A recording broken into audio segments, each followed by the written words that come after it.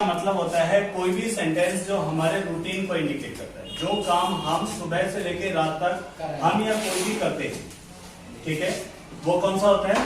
Present indefinite. आप हर tense को अगर पढ़ोगे ना, indefinite, continuous, perfect, perfect continuous, तो उस टेंस का मतलब समझ में आना चाहिए। इंडेफिनिट का मतलब रूटीनियल सारे sentence. Continue where the work is going on, मैं पढ़ा रहा हूं, तुम लोग पढ़ रहे हो, वे जा रहे हैं, ठीक है, बारिश हो रही है, कोई भी काम अगर हो रहा है in front of you, that is continuous. वो क्या होगा? कॉन्टिन्यूअस होगा, ठीक है। आगे हम परफेक्ट पढ़ेंगे। परफेक्ट का मतलब क्या होता है? Where the work has completed. Perfect का मतलब क्या होता है? इज परफेक्ट, मतलब पूरा, ठीक है।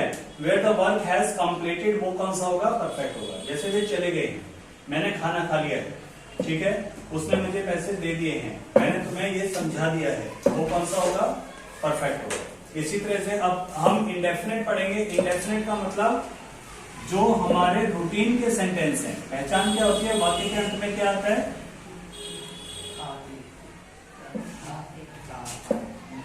ता है,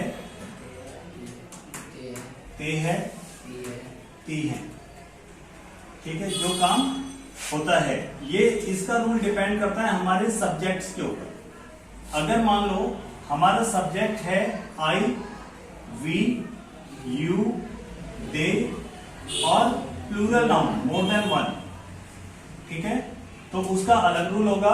और अगर हमारा सब्जेक्ट है ही, शी, इट, दिस और सिंगुलर नाउन, तो इसके लिए अलग रूल। रूल क्या होगा? सिंपल का सबसे पहले सब्जेक्ट आएगा, वर्ब की फर्स्ट फॉर्म आएगी और ऑब्जेक्ट आएगी, कोई हेल्पिंग वर्ब नहीं इसमें, ठीक है, सिर्फ सिंपल में कोई हेल्पिंग वर्ब नहीं आएगी। अगर नेगेटिव हम बना रहे हैं, subject plus in case of subject is I, we, you, they और plural noun, we use there don't, ठीक है, वर्ब की फर्स्ट फॉर्म और object. Clear? In interrogative do plus subject plus first form of the verb and object. Interrogative plus negative, don't plus subject plus first form of the verb and object. Clear है इतना? But अगर हमारा subject है he, she, it, this और singular noun, तो वहां rule change हो जाएगा। रूल क्या हो जाएगा? सिंपल का subject plus first form of the verb and S और एस और ऑब्जेक्ट। अब देखो, एक सेंटेंस है मैं खाना खाता हूं, सब्जेक्ट क्या है? आई ईट द फूड, ठीक है। एक सेंटेंस है वह खाना खाता है, तो ही ईट्स, ऐसे लग जाएगा, ही ईट्स द फूड, ठीक है। नेगेटिव है मैं खाना नहीं खाता हूं, I don't eat the food. और जब सब्जेक्ट हो वह खाना नहीं खाता है, तो सब्जेक्ट प्लस डजंट, डू की जगह क्या आ जाएगा? डजंट, वर्ब की फर्स्ट फॉर्म और ऑब्जेक्ट। वह खाना नहीं खाता है कि इंग्लिश क्या होगी? He doesn't eat the food. Clear? अगर है क्या मैं खाना खाता हूं, do I eat the food. और इंटरोगेटिव अगर ही, शी, इट हो, क्या वह खाना खाता है, तो does he eat the food. इसका रूल क्या होगा? Does plus subject plus first form of the verb and object. Clear है इतना? क्या मैं खाना नहीं खाता हूं, don't I eat the food. और क्या वह खाना नहीं खाता है, doesn't plus subject plus first form of the verb and object. Clear इतना? हम सिर्फ सिंपल में एस और एस लगाएंगे, negative interrogative, interrogative plus negative में नहीं लगाएंगे, क्योंकि 10 में ईएस आ गया। क्लियर? हमेशा बच्चे गलती क्या करते हैं, मैं सब्जेक्ट कुछ भी हो, आई, वी, यू, दे, राम, श्याम, दिनेश, ठीक है, वो सब में या तो डज लगा देते हैं या सभी में डू लगा देते हैं। नहीं, हमेशा दिमाग में रखना चाहिए, मैं अंग्रेजी सीखता हूं, आई लर्न इंग्लिश, हम अंग्रेजी सीखते हैं, वी लर्न इंग्लिश। तुम अंग्रेजी सीखते हो, यू लर्न इंग्लिश। वे अंग्रेजी सीखते हैं, दे लर्न इंग्लिश। बच्चे अंग्रेजी सीखते हैं, चिल्ड्रन लर्न इंग्लिश। और वह अंग्रेजी सीखता है, ही लर्न्स इंग्लिश। वह अंग्रेजी सीखती है, शी लर्न्स इंग्लिश। यह लड़का अंग्रेजी सीखता है, दिस बॉय लर्न्स इंग्लिश। और अशोक अंग्रेजी सीखता है, अशोक लर्न्स इंग्लिश। समझ में आ गया? According to subject rule change होगा। यहां मैंने लिखा वर्ब की फर्स्ट फॉर्म के साथ एस और यस। तो कहां पे एस? और पहली बात तो हमारा सब्जेक्ट देखना है कि सब्जेक्ट ही शी इट होगा, तभी हम एस और यस लगाएंगे। और अगर वर्ब के लास्ट में O, X, C H, S S या एस एच आ जाए तो इन सबके साथ क्या आएगा? ई एस आई। ठीक है? जैसे वह स्कूल जाता है, he goes to school, G O S, यस आ गया। ठीक है? वह मैच फिक्स करता है, ही फिक्सेस द मैच। वह समय पर पहुंच जाता है, ही रीचेज ऑन टाइम।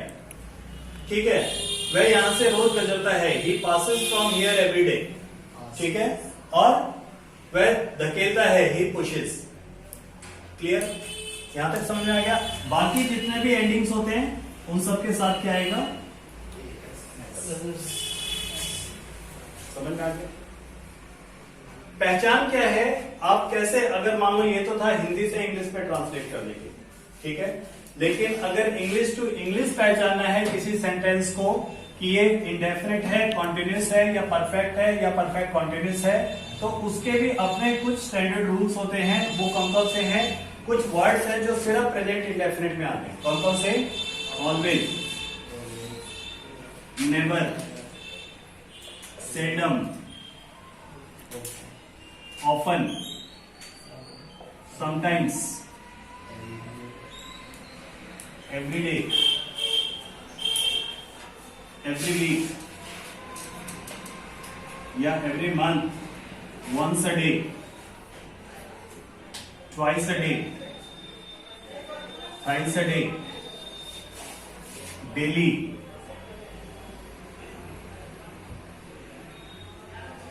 ठीक है, या हार्डली, बेयरली, स्कार्सली। इनमें से कोई भी वर्ड होगा तो वो हमेशा कौन सा टेंस होगा?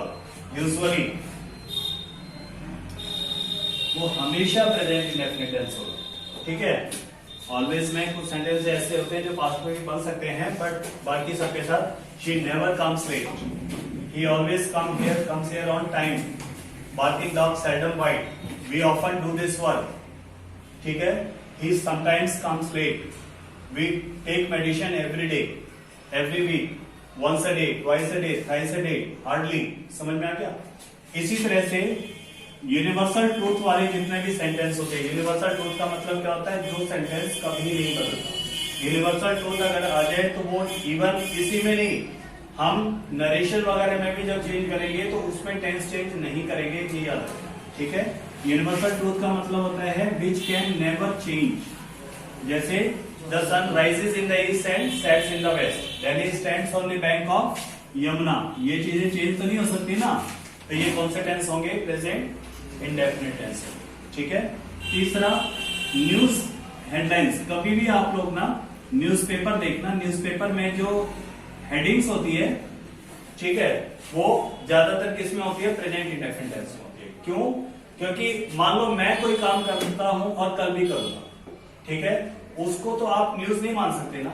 न्यूज वो हो सकती है एक बड़े लेवल पे अगर कोई चीज अनाउंस होता है, ठीक है, जो सबके लिए एक इंफॉर्मेशन बन जाती है फॉर ऑल। ठीक है? That is news headline.